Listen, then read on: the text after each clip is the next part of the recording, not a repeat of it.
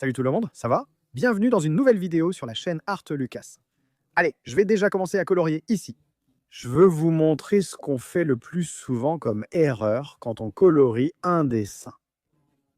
Et la bonne chose qu'on devrait faire à la place.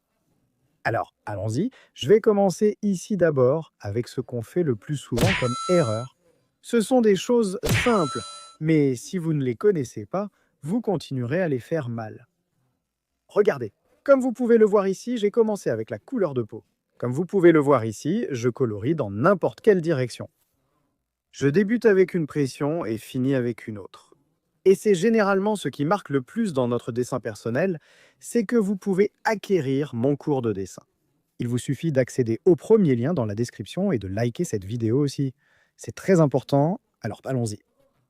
Regardez pour voir la base, comme vous pouvez le constater, ici je n'ai passé qu'une seule couche, c'est-à-dire que je suis passé ici une seule fois. Et ça, ce n'est pas bien, les gars. Si vous voulez apprendre à colorier sans ces petits points blancs, la grande clé, le grand secret, c'est de mettre plus de couches. Colorier dans une seule direction, vous n'avez pas besoin de colorier avec des mouvements circulaires. Ce n'est pas nécessaire, ce n'est pas obligatoire pour colorier. C'est cool, non? Allons-y. Je parle ici des choses que les gens se trompent le plus souvent. Pourquoi? Parce qu'au moment où je vais passer à un autre dessin, c'est là que je vais colorier à 100% correctement. Je vais tout vous expliquer, tout ce que je fais, et ce qu'il faut faire pour que le dessin ait une belle coloration. Comme vous pouvez le voir ici, je ne mets qu'une seule couche. Je colorie dans tous les sens, et ce n'est pas comme ça qu'on doit colorier, les gars. Il faut que la coloration soit homogène. Et comment fait-on pour obtenir exactement la teinte qu'on veut? Et c'est ce que je vais faire dans cette vidéo. C'est une vidéo qui a vraiment plus de contenu pour que vous puissiez acquérir plus de connaissances. Alors, dans cette partie de la coloration, de la peinture, regardez comme vous pouvez le voir, parfois je prends simplement le crayon et j'appuie assez fort.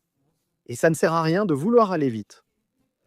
Malheureusement, la précipitation est l'ennemi de la perfection. Donc si tu veux commencer un dessin et le colorier rapidement pour finir, ça va être mauvais.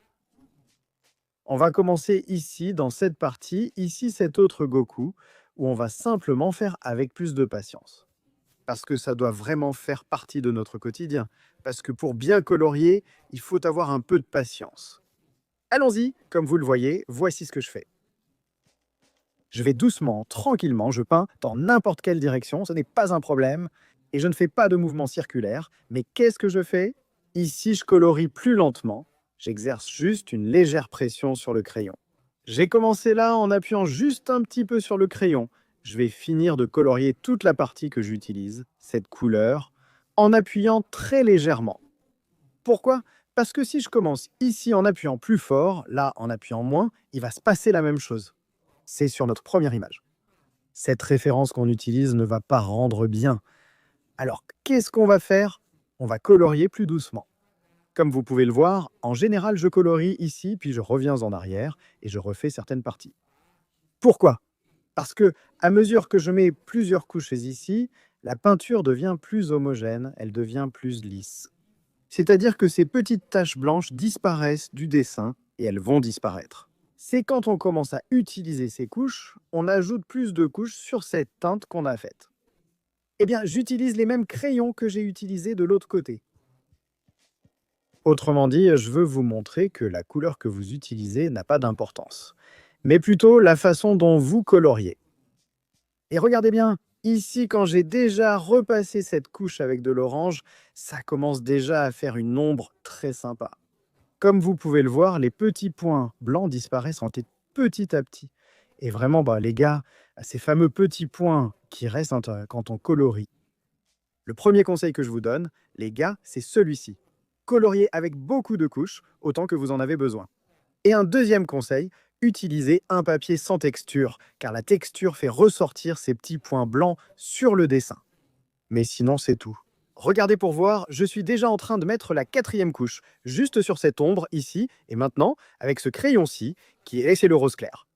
Je suis déjà en train de passer avec plus de force, parce que comme ça, on enlève définitivement ces petits points du dessin. Elles vont vraiment disparaître. Parce qu'ici, on passe déjà avec un peu plus de pression, mais il ne faut pas appuyer trop fort. Maintenant, pour la base, c'est le grand secret, la base, les amis.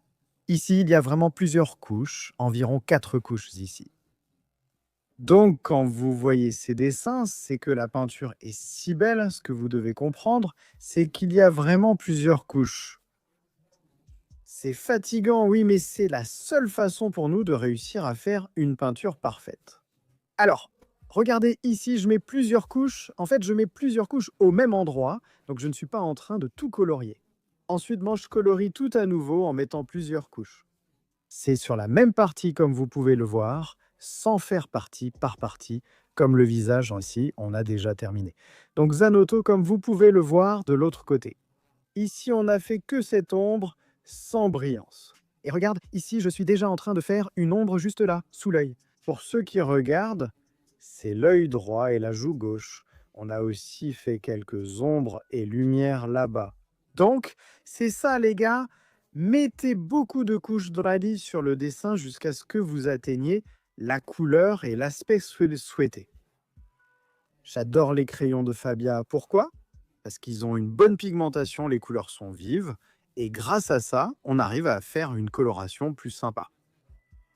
Comme vous le voyez, la couleur de peau est déjà très différente.